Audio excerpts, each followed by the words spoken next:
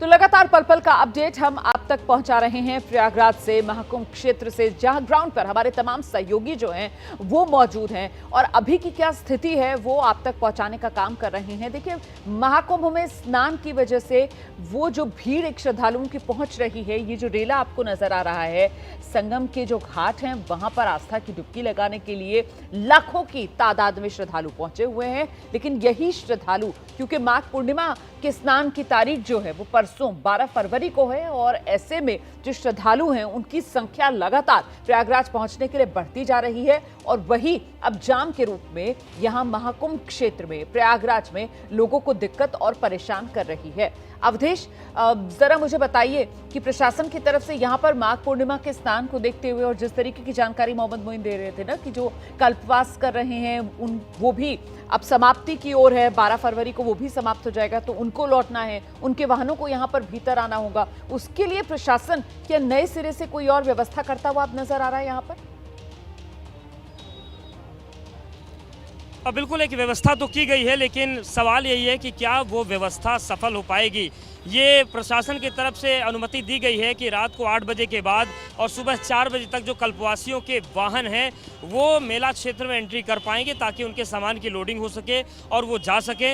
लेकिन ये चुनौती बनी हुई है क्योंकि जो प्रयागराज है वो कई ज़िलों से जुड़ा हुआ है। वाराणसी के लोग यहाँ आते हैं, जौनपुर के लोग यहाँ आते हैं, प्रतापगढ़ से आते हैं, अयोध्या से आते हैं, कानपुर से आते हैं, रीवा से आते हैं, चित्रकूट से आते हैं, कौशाम्बी से आते हैं। और यही वजह है कि जो मेरे पीछे ये खाली क्षेत्र दिख रहा है, जो गाड़ियाँ रोक दी गई हैं, अब उसका असर ये हो रहा है कि जो रीवा क्षेत्र से जो दबाव है ट्रैफिक का वो रीवा पर पड़ने लगा है।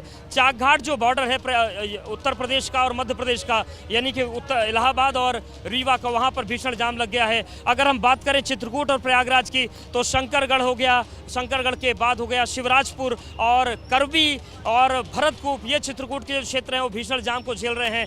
अगर हम बात कर लें मिर्जापुर की तो यहाँ पर जो करछना का क्षेत्र है, जो मेजा रोड का क्षेत्र है, वो बुरी तरीके से जाम को झेल रहा है। हम जौन की बात करें तो अंदावा बाईपास जो है वहां से मुसीबतें बढ़ रही हैं। तो प्रयागराज में तो ट्रैफिक के दबाव को कम करने की कोशिश की गई है, लेकिन इसकी वजह से अब हालात ये बन गए हैं कि कई जिले उससे प्रभावित हो रहे हैं और कई जिले जो हैं वो जाम में फंसते हुए नजर आ रहे हैं। आप देखिए किस तरीके से लगातार लोग यहाँ पर चल कर आ रहे हैं पैदल, और ये जो पैदल चलने का सिलसिला है ये औसतन 15 से 20 किलोमीटर का हो चुका है। आप लोग का स्नान हो गया? अभी नहीं हुआ है। कहाँ से आ रहे हैं, कितना चल चुके हैं? संभल डिस्ट्रिक्ट संभल। पैदल कितना चलना पड़ा? 2 किलोमीटर। आप तो बहुत भाग्यशाली हैं। आप कितना? 2 ही किलोमीटर चले हैं सर। 11-12 किलोमीटर चल लिया बैजोई से संभल। रोमानेश, जो आपने कल्पवास का सवाल पूछा था, कल्पवासियों का क्या है कि वो एक साथ स्नान करके निकलेंगे, सभी को मेला क्षेत्र से बाहर जाना है। अब प्रशासन के सामने चुनौतियां हैं और चुनौतियां इसलिए क्योंकि सामान्य ट्रैफिक तो प्रशासन से संभल नहीं रहा है, सामान्य जो वाहन निकलते हैं वो निकल नहीं पा रहे। ऐसे में 10 लाख कल्पवासी यानी कि 2.5 से 3 लाख गाड़ियां जब प्रयागराज क्षेत्र से निकलेंगी तो ऐसे में हम मान सकते हैं कि जो जाम की स्थिति है वो बहुत विकट होने वाली है। और जो प्रशासन बार बार ये दलीलें दे रहा है कि अप्रत्याशित भीड़ आ गई, ये दलील भी पूरी तरीके से ठीक इसलिए नहीं है क्योंकि यही वो प्रशासन ने जो कह रहा था कि 45 करोड़ लोग आएंगे। अब 45 करोड़ लोग जब आ रहे हैं तो उसमें अप्रत्याशित जैसा कुछ भी नहीं है। बस यही है कि जो अन्य जिलों से कोऑर्डिनेशन बनना चाहिए था वक्त रहते, उसमें देरी हुई है। और यही वजह है कि सबसे ज़्यादा वायरल कटनी का वो वीडियो है जहां पर पुलिस प्रशासन हाथ जोड़कर लोगों से अपील कर रहा है कि आप लोग लौट जाएं। मिर्ज़ापुर में डीएम ने खुद कमान संभाल ली है। वाराणसी में जाम से बेहद ख़राब हालात हो गए हैं। अयोध्या में भी यही स्थिति है। आप ये अंदाज़ा लगाइए, यहाँ से कानपुर की जो दूरी है वो कवर हो जाती है लगभग 4 घंटे मैक्सिमम, मान के चलिए 4 से 4.5 घंटे, लेकिन कानपुर पहुंचने में 10 से 12 घंटे लग रहे हैं।